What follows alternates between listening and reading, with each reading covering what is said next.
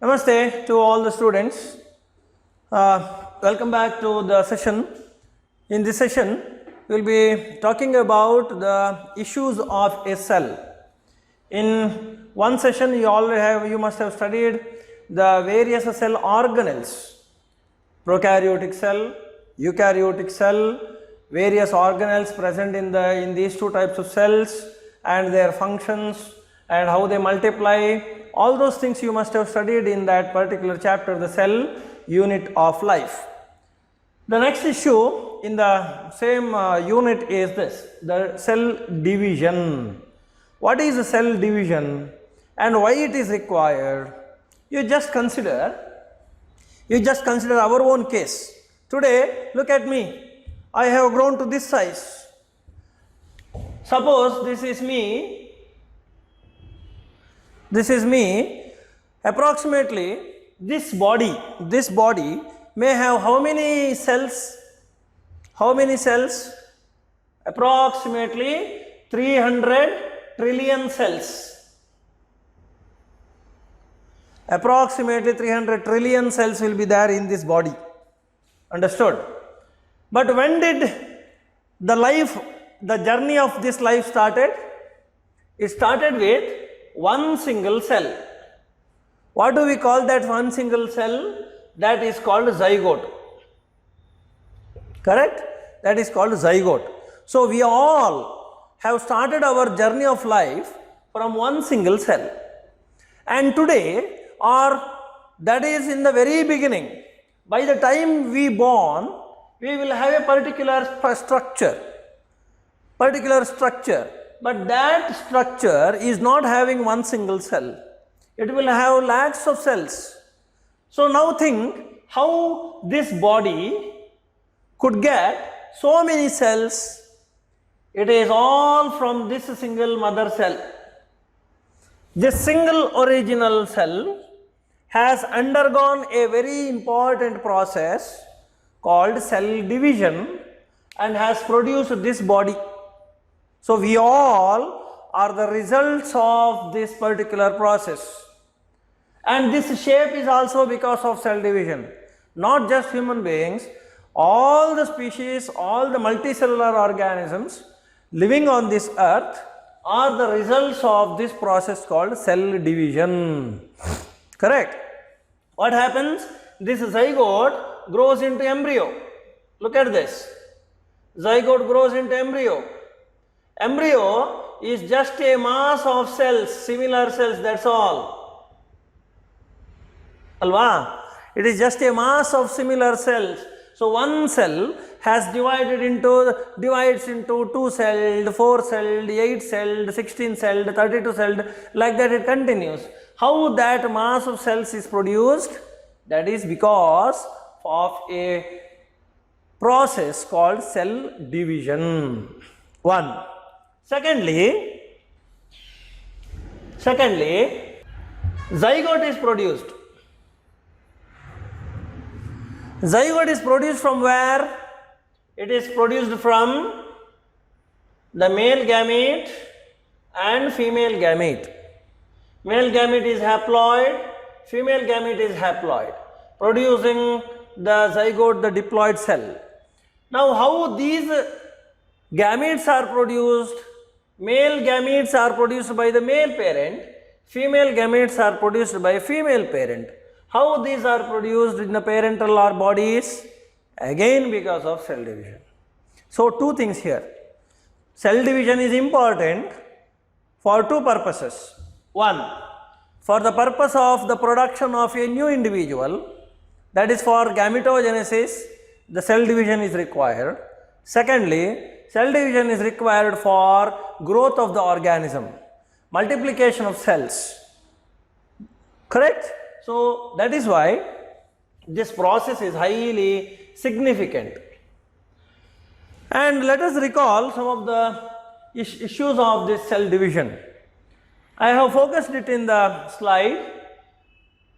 To begin with, Virchow. You have studied this particular name in the chapter Cell, the Unit of Life. Correct?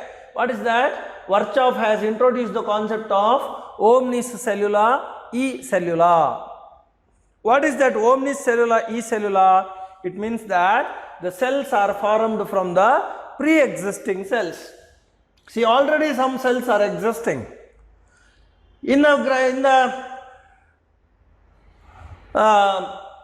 days to come, or in the following days, this cell will produce the similar cells. Later, this also produces the similar cells like this way. See, the pre-existing cells will produce the later cell, the later cells. Pre-existing cells will produce the forthcoming cells. That is why it means that for the formation of one cell, already a cell must exist. That only can generate a new cell. That is what this says. So, new cells are formed from the division of pre-existing cells. So, it is called omnicellular e-cellular. And Strasburger proposed that nuclei are formed from pre-existing ones. That means, look at this. See, this cell produces these two cells. Similarly, this nucleus will produce these nuclei. So, these two nuclei are produced by already existing nucleus. Boveri and Fleming studied the details of cell division. Boveri, you must be knowing that name. Those who have already completed second PU have studied that name, Boveri and Sutton and Boveri.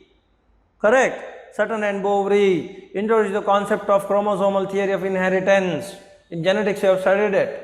So, the same name comes here who have studied the details of cell division. So, this is introductory part. And broadly, we have different types of cell divisions. One is mitosis, other is meiosis, and one more in the very primitive cells, we find that another type of division called amitosis. Before we actually start with the actual mitotic division or meiotic division, we have something called the cell cycle. See, this is called cell cycle. What is this cell cycle? What is this cell cycle? Cell cycle means, look at this. Now, this cell was there. Now, this cell has produced two cells. Correct? Now, this cell, parental cell is there. It has produced the new cells. That means the cell division is over in this cell. Now, imagine this is the beginning of the next generation. Here, the completion of the life cycle of this cells is over, or these cells have completely formed. Now, what happens? This cell again has to produce two cells, right? By cell division. This cell again has to produce this, again this also produces this, next two. Hagadrinda, what is cell cycle? Cell cycle is the span from the end of the previous cell division to the end of the next division. From the end of the previous division to the end of the next division. That is called cell cycle. Whatever the events take place from the stage where the cell division, the previous cell division has stopped, to the stage where the next cell division completes is called cell cycle. Complete life cycle of a cell is called cell cycle. Andre, the complete life cycle it means that, see, this new cell has been formed. Now its life cycle begins. When its life cycle completes, when it produces its two daughter cells. So, from the beginning of the life of this cell till it produces its daughter cells, that entire sequence of events is called cell cycle. Hence, every single organism, while it undergoes the divisional process, experiences this cell cycle. And that cell cycle was described for the first time by the scientists called Howard and Pelk. Howard and Pelk have described this process first, and a cell cycle will involve lots of stages. And this cell cycle, the span of the cell cycle varies from individual to individual, from species to species.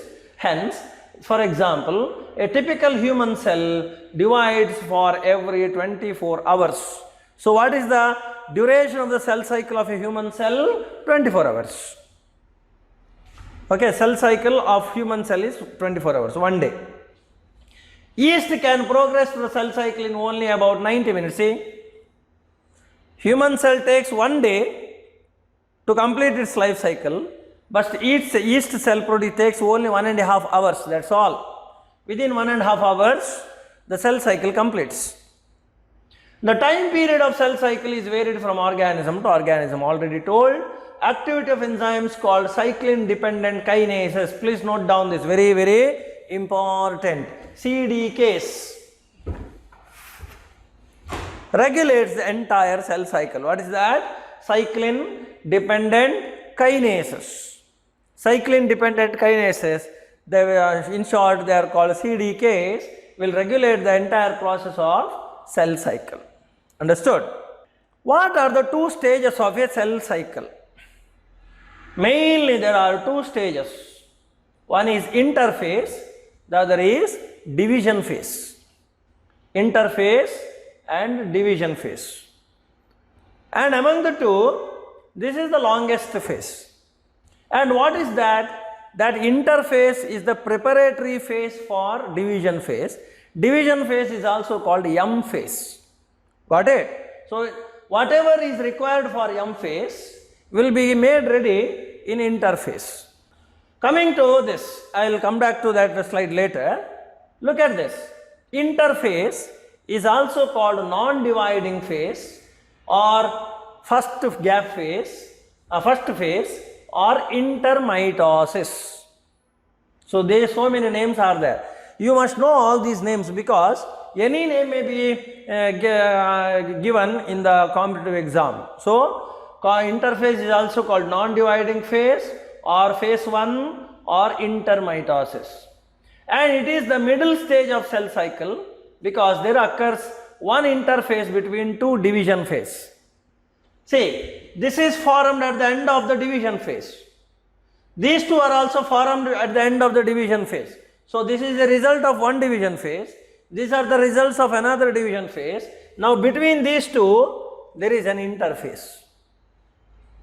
There is an interphase between these two.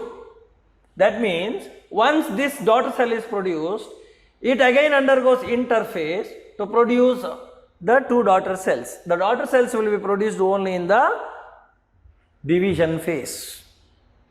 In interphase, cell grows in size and prepares itself for next division. The daughter cell, see, when it produces the daughter cell, it will be very small, and that small daughter cell will increase in its size and prepares itself for next division.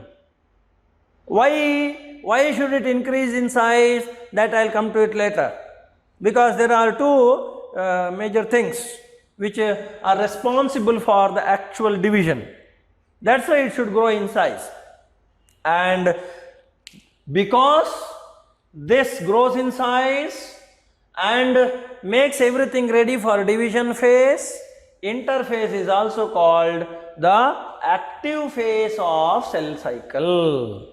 It is the most active phase. You must remember this, very important. Which is the most active phase of cell cycle? It is interphase, because all the necessary requirements for division phase are generated here. In interphase, metabolism of cell increases. That is why it is active. All sorts of metabolisms will be taking place. A series of metabolic changes will also occur. Which are they? That we will see later. Some scientists termed interphase as resting phase. Resting phase, because there is no division, no? Because there is no division.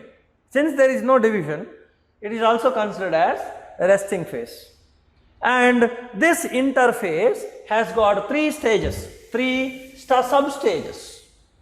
Okay, three sub-stages are there. Which are they? They are G1 phase, S phase and G2 phase. G1 phase, S phase and G2 phase are the three substages of interphase. Let's see them one by one. What all will happen? I will represent here. See, suppose I represent the cell cycle like this. Suppose this is the cell cycle. This is the dividing phase, that is M phase here. Look at this.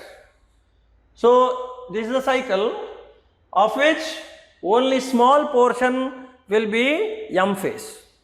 Major portion will be having interphase. In this interphase, the first phase will always be G1 phase. Like this. First phase will always be G1 phase. So, it is the longest phase of the cell cycle. Look at this. Longest. This is a very important point. It is the longest phase of cell cycle. At the major level, longest phase is interphase. Within interphase, it is G1 phase. G1 phase is also called pre-DNA synthesis phase. Why it is called pre-DNA synthesis phase? Because after G1, S phase comes. In S phase, DNA only is synthesized. So, for the synthesis of DNA, some preparations have to be made. That preparations take place in this phase. That is why it is called pre-DNA synthesis. Right? Or is also called first gap phase. G1 refers to first gap phase. And is the longest cycle, phase, and number of cell organelles here increases. Most active stage, we told that interphase is the most active stage, high metabolic phase, all those things were told, right? Why? Because the number of cell organelle increases. Which cell organelles? In case of plants, chloroplast, mitochondria, endoplasmic vacuoles, endoplasmic reticulum, Golgi complex, lysosomes. Whereas in animals, no chloroplast, mitochondria, endoplasmic reticulum, Golgi complex, etc. So, all these cell organelles increase. Cell rapidly synthesizes different types of RNAs and proteins. Which are the different types of RNAs? rRNA, mRNA, tRNA. All of them are produced using which proteins are generated. Particularly which protein? The proteins or enzymes like DNA polymerases. Why DNA polymerases? For synthesis of DNA in the next phase. That's why it is considered as pre-DNA synthesis phase, because the polymerase is needed for replication. Replication occurs in S phase. So, this is pre-S phase. So, that preparation has to be made. And other regulatory proteins are needed. Due to availability of protein, synthesis of new protoplasm also takes place. Lots of new protoplasm will be synthesized in the original cell, and cell will grow to maximum size. Cell will grow to maximum size. So, all these different preparations will take place. So, whenever you have G1 phase, you must remember that it grows to it is the longest phase, highly active phase, all the cell organelles will increase in their number, lots of protoplasm will be generated, and cell grows to its maximum size. DNA polymerase, remember very importantly, DNA polymerase is produced in that phase of G1. Next is S phase. S phase is also called DNA synthesis phase. So, this is S phase. S refers to synthesis. S refers to synthesis. So, G1 phase will be followed by S phase, and during S phase, synthesis of DNA takes place. Synthesis of DNA takes place, right? Synthesis of DNA, that's why DNA synthesis is nothing but DNA replication. Correct? DNA synthesis means DNA replication. Replication is because of the enzyme called polymerase. That polymerase is produced in G1 and which occurs for 6 to 10 hours, depends upon the species. Replication of nuclear DNA and synthesis of histones takes place. Where histones only in eukaryotes, not in prokaryotes. So nuclear DNA multiplies, histone also is generated. Why histones are required? You already have studied nucleosome model in molecular biology in theory part. The DNA has to wrap around the histone proteins so as to pack themselves inside the nucleus. That's why histones are needed. Correct? Hence, when the nuclear DNA multiplies, the histone also has to be generated. So that is by replication, this is by protein synthesis. Each chromosome will have 2 DNA molecules. Means what? See, this is a bit technical. Let me write here. See, imagine this was the DNA. This was the DNA earlier. Now in S phase, that DNA will undergo replication. Okay. Now this DNA undergoes replication. Now what happens at the end of the replication? The DNA only will be produced like this. Like this. See. Look at this. This red is the new DNA. Black is the old DNA. So old DNA replicates to form new DNA. Now by doing so, number of chromosomes has not increased. Number of chromosomes was only 1 earlier. Now after this also it is only 1. So ploidy does not change. Please remember, after S phase also ploidy does not change. Suppose the chromosome number in G1 was 10. After S phase also the chromosome number will be only 10. This is very, very important. Got it? I repeat, number of chromosomes does not increase after S phase. It remains the same. But what will increase? The DNA content gets doubled. Earlier DNA content was only 1, now DNA becomes 2. And both DNAs are attached to only one centromere. That is important. Hence, earlier the DNA was 10, after multiplication S phase DNA becomes 20, but chromosomes were 10, after S phase also chromosomes remain 10. Why? Both these DNAs attached to one single centromere. So this is a very, very important note you will have to remember. Sometimes you will get a question like in G1 phase number of chromosomes was this.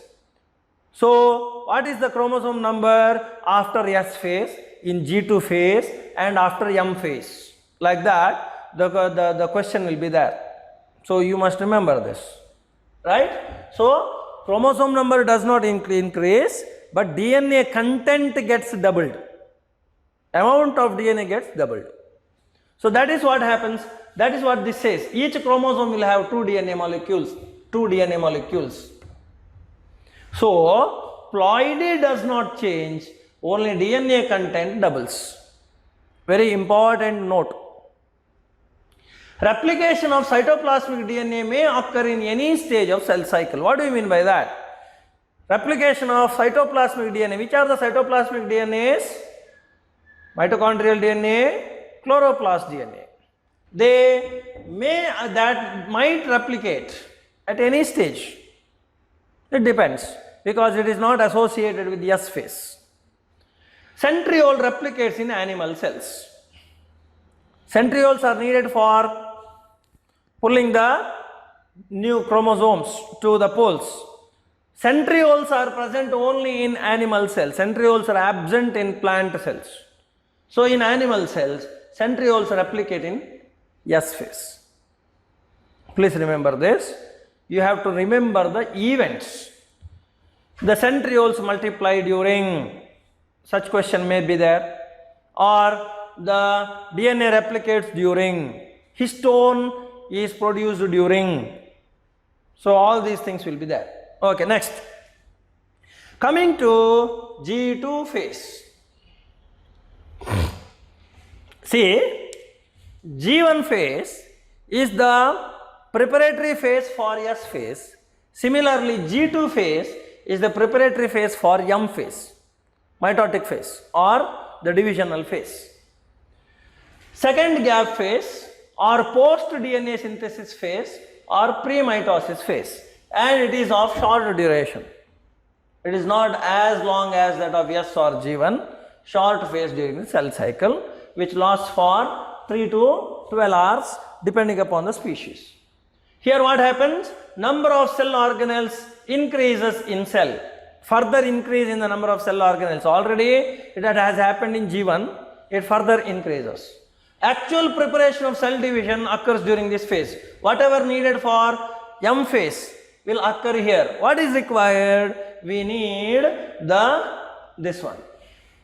We need tubulin protein, tubulin, to form the spindle fibers during the mitotic phase or divisional phase.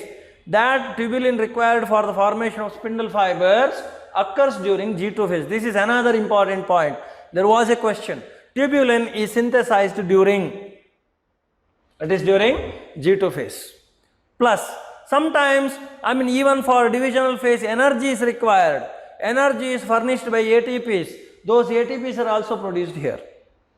So, major phase as events of G2, one is tubulin generation, another is ATP production. ATP produced and stored. Two major events. Got it? So, G1 is a preparatory process for S, G2 is preparatory process for M phase. So, these events will take place during every cell division. So, these are all the processes for the divisional phase. Got it? Divisional phase. Next, the divisional phase has got again two stages. One is karyokinesis, the other is cytokinesis. And it is the shortest time in cell cycle. Karyokinesis name was introduced by Schneider. Cytokinesis name was introduced by Whiteman. What is the difference?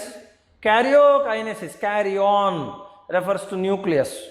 So, it is the division of nucleus. Karyokinesis is the division of the nucleus. Cytokinesis is the division of cytoplasm.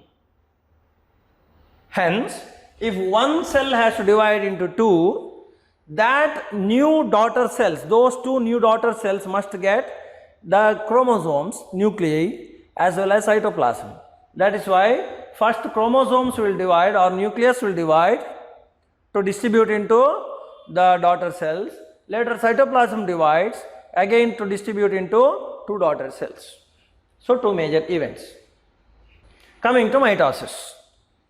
So, we already have seen that there are three types of divisions: mitosis, meiosis and amitosis.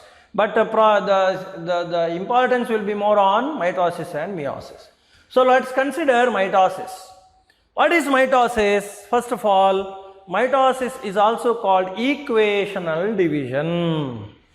Equational division. What is that equational division? Equational division means, suppose the parental cell has got 46 chromosomes. Suppose the parental cell has got 46 chromosomes. The resulting daughter cells must also have 46 chromosomes. Exactly similar to parental chromosomes. Got it? The number of chromosomes in the daughter cells will be exactly similar to the number of chromosomes of the parental cell. That is why it is equational. There should be no change as far as quality and quantity of these DNAs or chromosomes is considered. Right? So there should be no change. Hence this is called equational division. Why? I told you no. The zygote will be there. This zygote, due to continuous mitosis, produces an organism. Look at this. Now this organism will have trillions of cells, and each cell from top to bottom must have the same number of chromosomes. That uniformity has to be maintained. That is maintained by mitosis. That is why it is called the equational division. Now why and when it happens, and it is explained by two theories. One theory is called kern-plasm theory, the other theory is called surface volume ratio theory. What is that? See, kern-plasm theory was proposed by Hartwig, and it says that mitosis occurs due to the disturbance in karyoplasmic index. What is karyoplasmic index? What is karyoplasm? Karyon refers to nucleus. So it is the nuclear cytoplasm index that should not get disturbed. So what happens is that, see, the cell is small. When the cell is small, there will be nucleus. Normally, karyoplasm will have more content than cytoplasm. But later, as the cell increases in size, the nucleus becomes smaller. Cytoplasmic content exceeds the nuclear content. Now the imbalance occurs because the nucleus will lose its control over the cytoplasmic activities. That should not happen. That is why, to keep the control of the nucleus over the cytoplasmic contents, the division takes place. Now cytoplasm divides. So again you get large nuclei. So what is that? Karyoplasmic index is equivalent to Vn by Vc minus Vn, where Vn is the volume of the nucleus, Vc is the volume of the cell, Vc minus Vn is volume of cytoplasm. Got it? Now Vn by Vc minus Vn. Vn is volume of nucleus. Vc minus Vn is volume of cytoplasm. That means volume of cytoplasm should not increase beyond the volume of the nucleus. Got it? Beyond the volume of the nucleus. So, karyoplasmic index of a small cell is high as they have less cytoplasm. Nucleus efficiently controls the activity of cytoplasm in small cells. In large cells, nucleus fails to control the activity of cytoplasm. So to attain the control again, the cytoplasm divides. That's it. Very simple. So just a very simple point, remember, the karyoplasmic content should be more than the cytoplasmic content. That's it.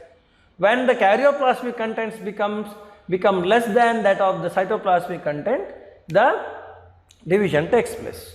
That is one theory. Second theory is this, surface volume ratio. It plays an important role in starting the cell division. What is that surface volume ratio? Surface to volume. Surface to volume. Look at this. Look at this. This is a small cell. This is a large cell. Here surface is more. Here surface is less. More the surface, there will be passing or the movement, transport of water and other materials will be easy. Because the small volume is less. So that will be enough. But when volume becomes more, this becomes thin, so surface area becomes small. and the transport becomes difficult, because difficult means it cannot transport the needed amount of materials into the cell. So an imbalance occurs. That is why this volume has to be kept under control. That is why cell divides. This is another way of interpreting the reason.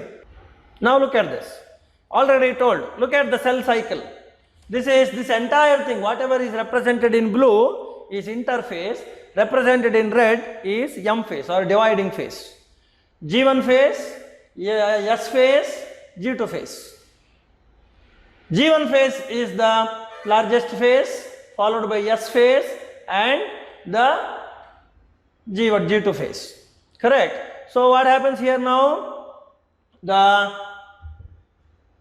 Here cell organelles are produced, proteins are produced, RNAs are produced. DNA replicates, histone is produced. Here again cell organelles increase in their size, tubulins are produced, ATPs are generated. Now followed by mitotic division. Now coming to mitosis. See, the division phase, the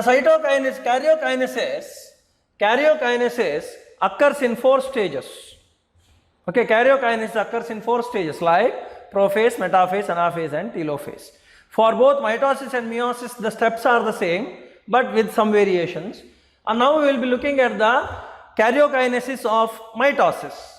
So prophase, what happens is that the main aspect of prophase of mitosis is that condensation of chromosomes. What do you mean by condensation of chromosomes? At the end of the G2 phase, the chromosomes will be like this. They will be thread-like. At the end of prophase, they become highly condensed. Look at this. This is condensation, shortening and thickening of the chromosomes.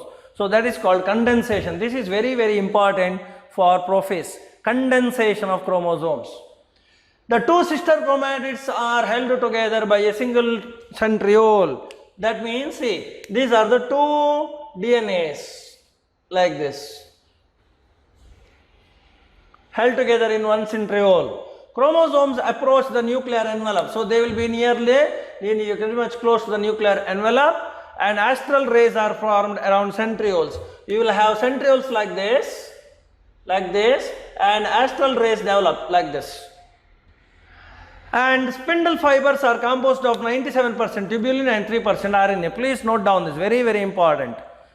Tubulin protein, the spindle fibers will have 97% tubulin and 3% RNA in it. So that's about the prophase. Look at this diagram. See, there are 4 chromosomes. Each DNA or each chromosome has got one centromere with sister chromatids. Correct? Sister chromatids, they are all very much close to the nuclear envelope, but gradually you can see the spindle, asters with the spindle fibers. These are the spindle fibers, these are the pair of centrioles, and nuclear envelope is disappearing, nucleolus is also disappearing. Next is metaphase. During metaphase, the very important point you must remember for metaphase is that all the chromosomes will lie along the equatorial plate. Look at this, all the chromosomes are in the same line. This plate is called equatorial plate. When you do the lab experiments on cell division, the metaphase is identified by this, very, very perfectly seen. So the chromosomes are arranged on the equatorial plate. Now you can see the centrioles at the ends. This is the cell wall. This is the cell wall, and centrioles at the end. The spindle fibers being attached to the centrioles, centromeres. The spindle fibers are attached to the centromeres. Centromere, look at this. See, this is the centromere. It will have, notice, the DNA is here. This is DNA. Spindle fibers will attach here like this. to the kinetochore like this. Spindle fibers will attach to the kinetochore. So main thing about metaphase is the arrangement of chromosomes along the equator, along the equatorial plate. Really, no problem. Understood? Next, third phase is anaphase. Look at this. Now I will just draw and let you know. Chromosomes were like this. Okay. This is in metaphase. Now what happens is that now the spindle fibers are here. See.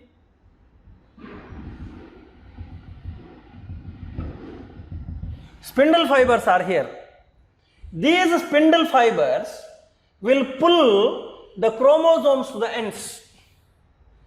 These spindle fibers will pull these two chromosomes here.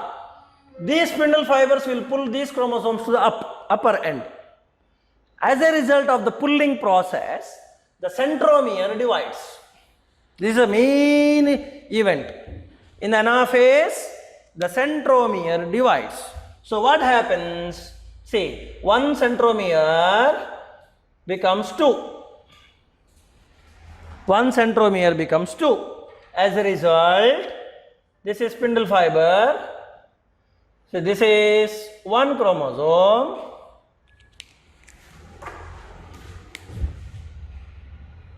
This is another chromosome. Look at this. Compare these two. This is metaphase. This is anaphase. Earlier, one centromere was having 2 DNAs.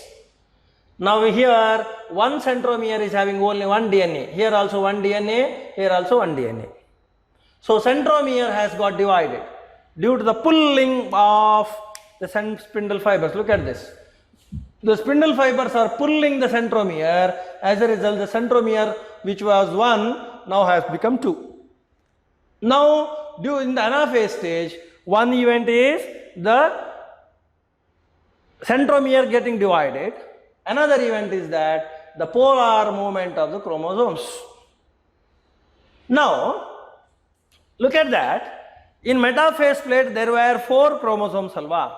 There were 4 chromosomes in metaphase plate. Now look at this. The 4 are moving to one end, another 4 are moving to the other end. Now what happens? This cell gets 4 chromosomes. This cell also gets 4 chromosomes. So equal distribution takes place. So this is what happens in the case of mitosis, equational division. And we call that for that purpose only. And anaphase is the shortest phase of cell division. It is the shortest phase. You can see it here. There was only 1 chromosome. Here also 1 chromosome at one end, another chromosome at another end. So number has not changed. Please remember this. Next. Finally moving on to telophase, the last stage of mitosis, where, look at that, there is a reappearance of nuclear membrane. See, one nucleus is here, other nucleus is here. Again the centrioles are also distributed. Spindle fibers have disappeared. Nuclear membrane has reappeared. Nucleolus will also reappear. Now when we started, we had only 1 cell, 1 nucleus. Now we have got 2 nuclei. We have got 2 nuclei. So this is another major thing you will have to observe. Is that fine? So now what has happened? Now one cell which was having only 1 nucleus now will have 2 nuclei.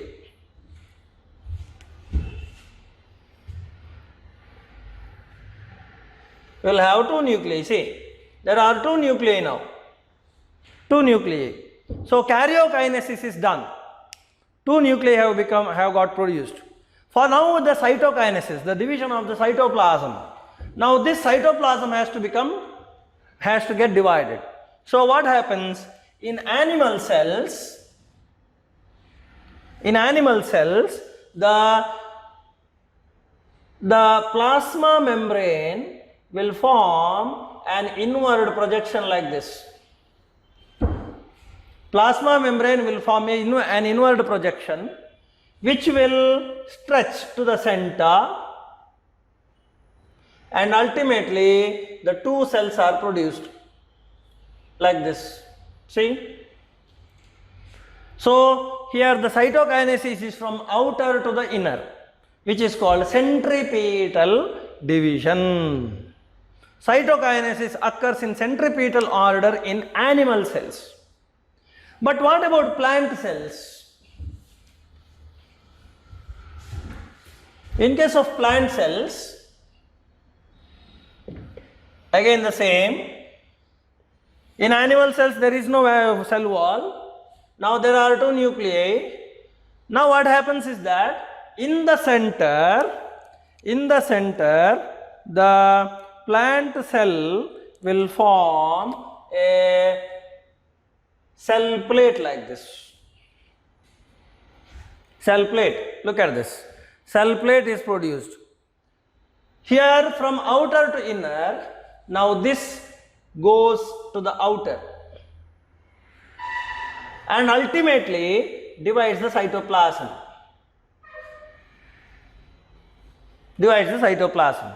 So it is called centrifugal order. In animals, centripetal order. In plants, it is centrifugal order, and this is the cell plate. No cell plate in case of animal cells, and this is also called phragmoplast, which is absent in animal cells. So phragmoplast from center to the periphery. In animal cells, it is peripheral to the center, centripetal, centrifugal. Now this phragmoplast later becomes the middle lamella of a new cell. On either sides, the new cell wall materials will be deposited later. Is that okay? So this is the cytokinesis in plant cell and animal cell. Right. Next. See, look at this. Phragmoplast is being formed. That is anaphase, telophase, during which the cytokinesis started. The two nuclei are produced. Phragmoplast moving to the periphery. Perfect division of the cells. So now this becomes middle lamella. New wall materials have been formed. So this is cytokinesis. Moving on to the next issue, that is the meiotic division, which is also called the reductional division. Mitosis was called equational division. Now meiosis is called reductional division. Why it is called reductional division? See, very simple explanation. In mitosis, parental cell had 46 chromosomes. Daughter cells will also have 46 chromosomes. But in meiosis, the parental cell had got 46 chromosomes. Now the daughter cells will have only 23 chromosomes. Look at this. The number of chromosomes has exactly got halved. That is why it is called. So there is reduction in the number of chromosomes, hence called reductional division. Why there is the reduction? The explanation is very simple. Remember, meiosis, the word was introduced by Farmer and Moray and occurs only in gonads, that is in sex cells. Male sex organ and in female sex organ, the meiosis occurs because the gonadal cells have to produce the gametes. Gametes are always haploid. Look at this. This parental cell was diploid. Now these cells are haploid. So exact reduction, half the number of chromosomes in the daughter cells, and it occurs only during sexual reproduction. Mitosis is common during all the stages, but meiosis is only restricted to the sex cells, which occurs during the sexual reproduction in order to produce gametes. So gametogenesis is always associated with meiosis. Parental chromosome number is halved in the daughter cells, produces genetically different types of cells. So this is another. Why different types of cells? That we will see later. Now imagine what if meiosis is not there. Imagine. See, there is father there is mother. Father has got 46 chromosomes. Mother also has got 46 chromosomes. Father produces a sperm with the 46 chromosomes. Mother produces egg with the 46 chromosomes. Now after sexual reproduction, zygote will be produced. Zygote will have 92 chromosomes. This zygote with 92 chromosomes does not grow to a human being. Human male, human female. So normally, inevitably, human offspring has to be produced. But this doesn't become human being because the number of the chromosomal number has changed. So what is the requirement? This daughter cell got to have 46 only. So ploidy has to be maintained. So if this is to be 46, here they should be 23 each. 23 each.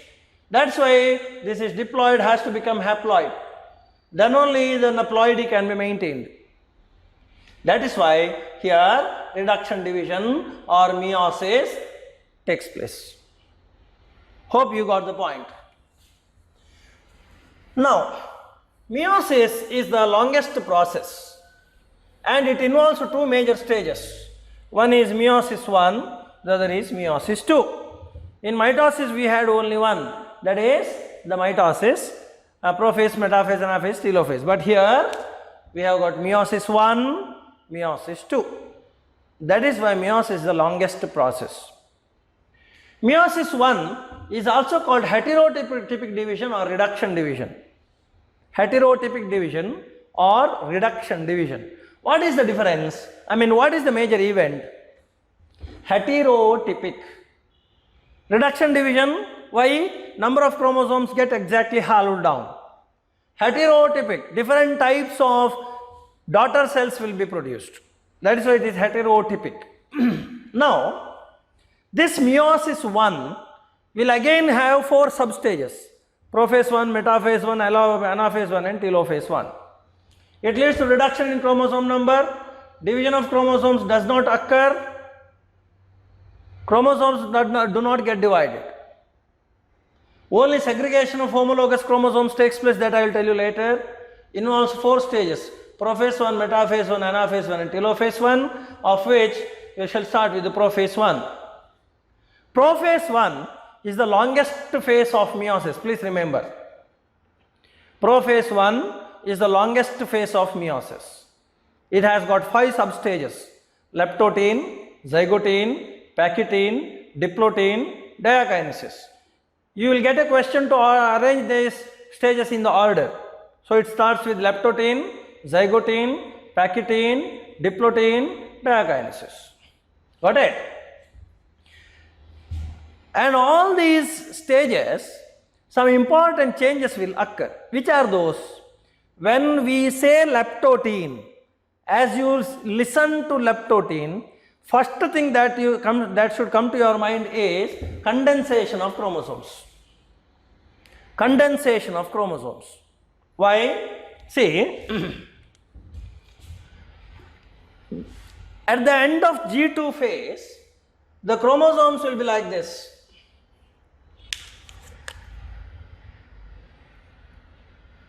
Like this. Chromosomes will be like this. This is called chromatin. Chromatin. Now these chromatins have to condense into chromosomes. So what happens? There they get condensed into this structure.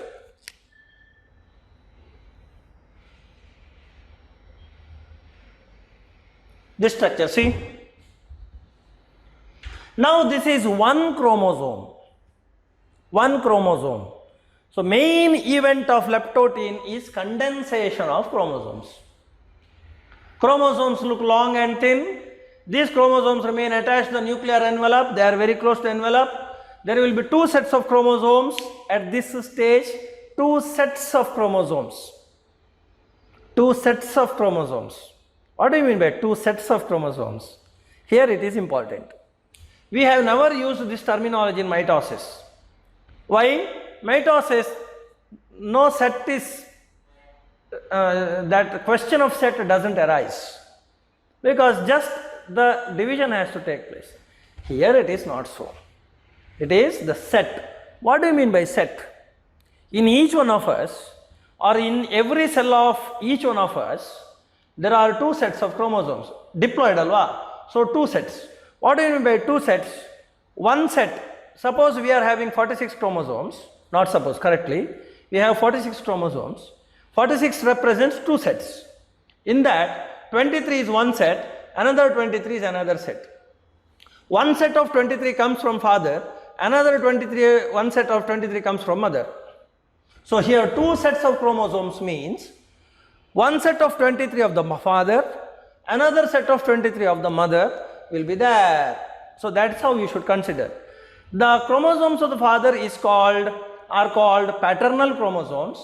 Chromosomes of the mother are called maternal chromosomes. So both will be there. Got it?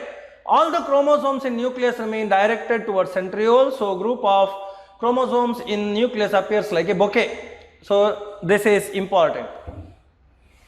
A bouquet means it's like this. All chromosomes are directed towards centromere. It is like this. See?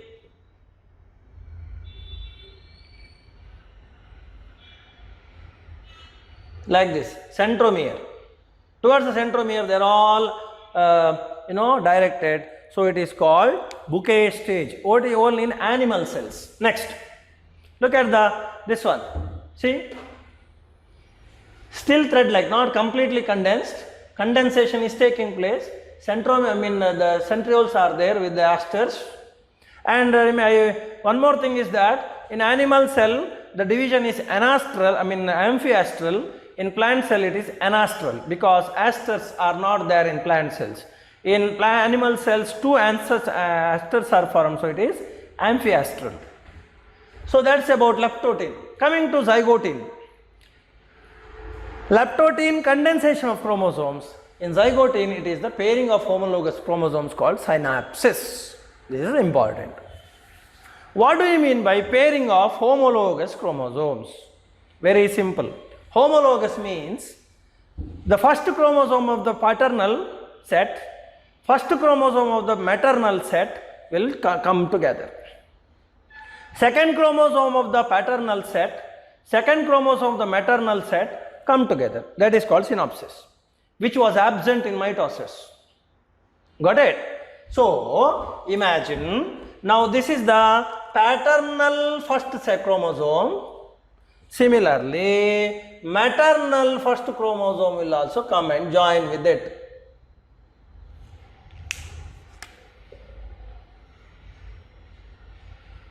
Look at this. This is maternal first chromosome.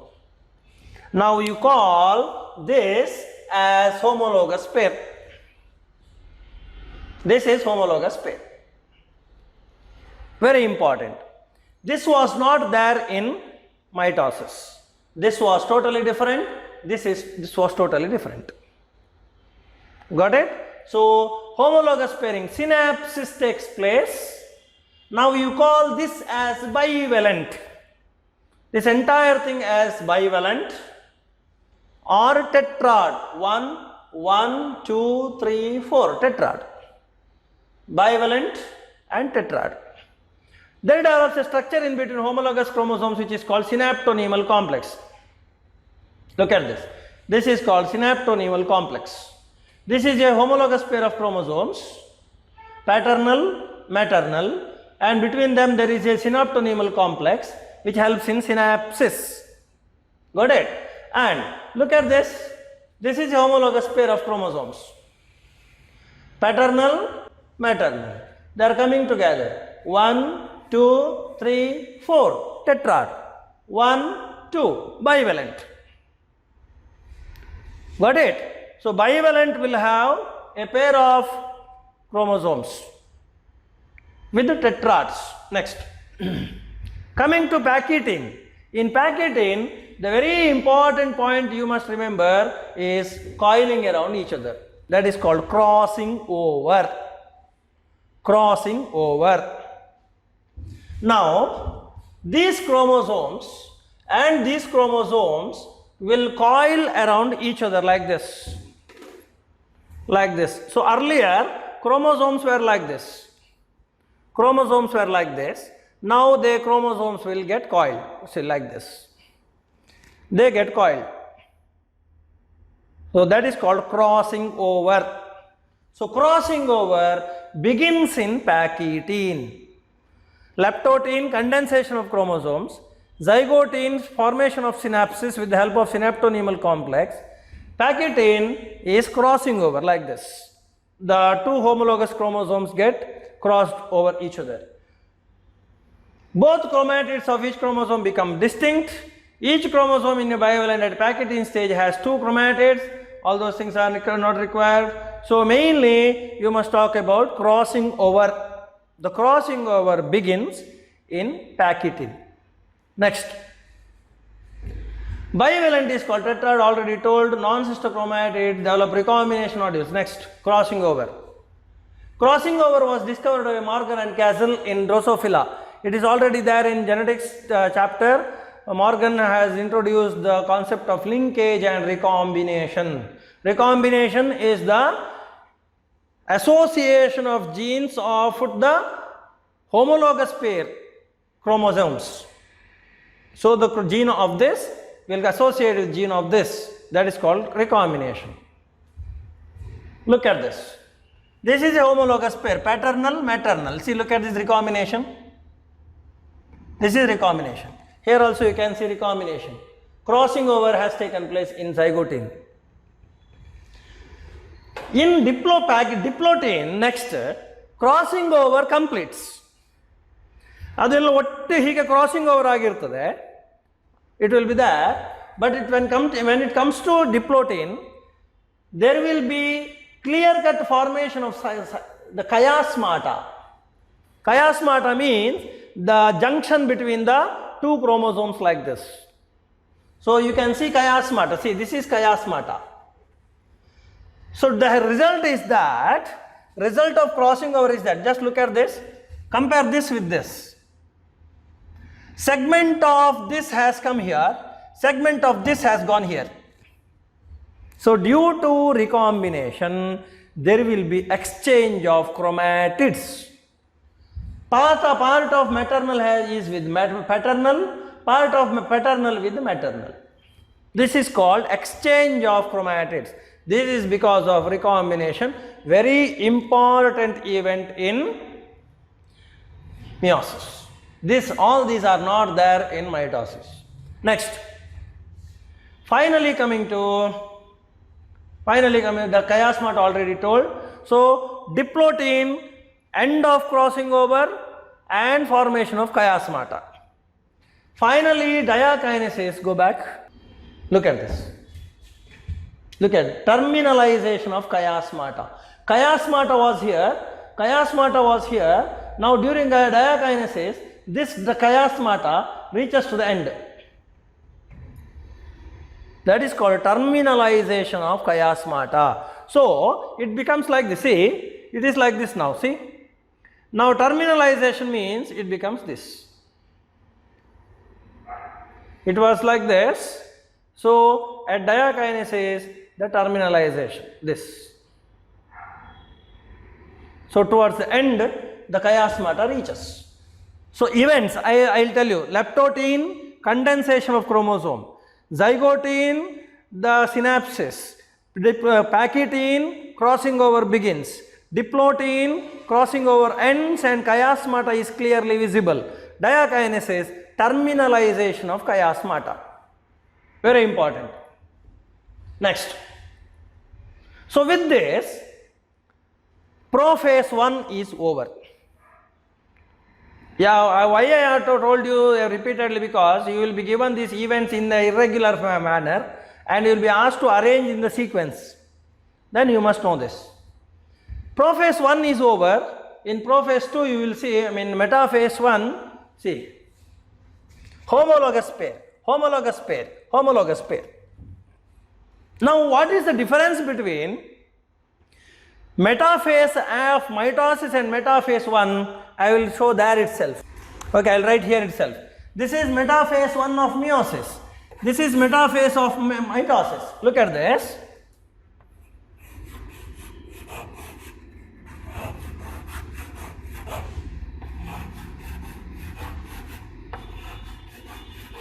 Look at this. Compare this with this. Here you have a pair of chromosomes. Here no pair of chromosomes. This is one chromosome, another chromosome, another chromosome, another chromosome. Here you have 3 pairs of chromosomes. Here what happens? There will be only 3 chromosomes, that's all. Or here there are 3 pairs of chromosomes. Here all 6 will be in one line. This will also be here, this will also be here, this will also be there, like this.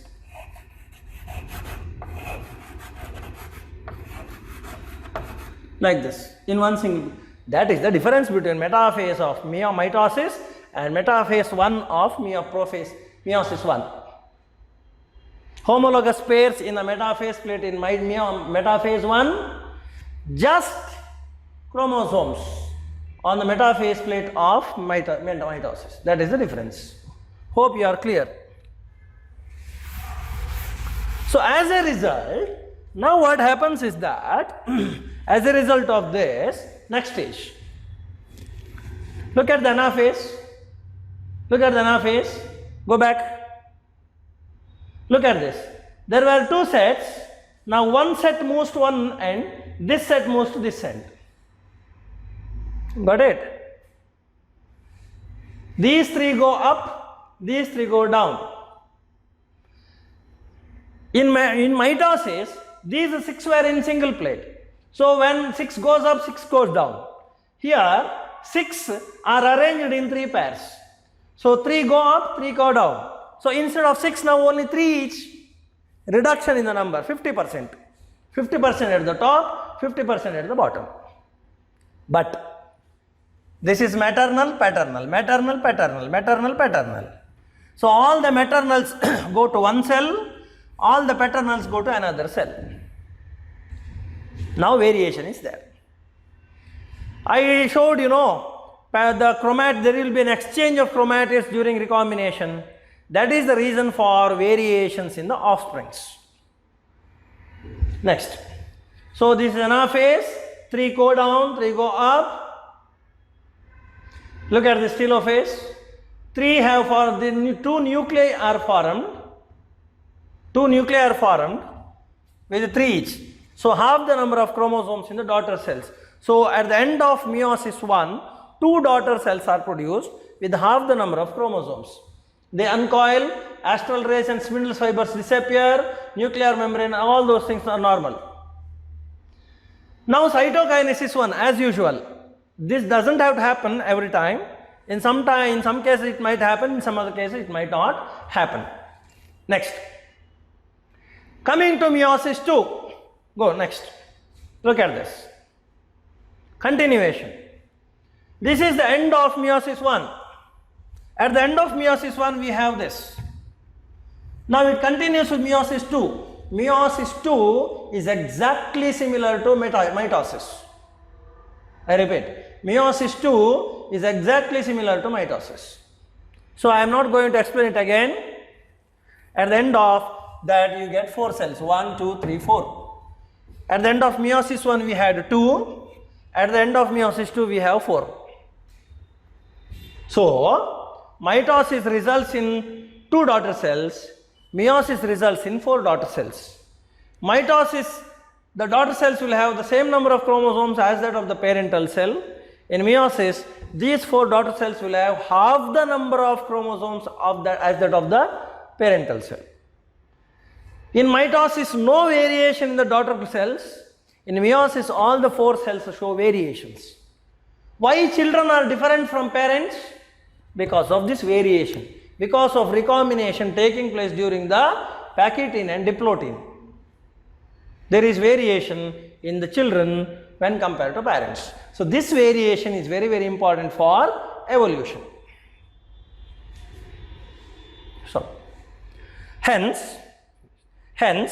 the mitosis and meiosis are very, very important for two different purposes. Mitosis for the vegetative growth, meiosis is for reproductive growth.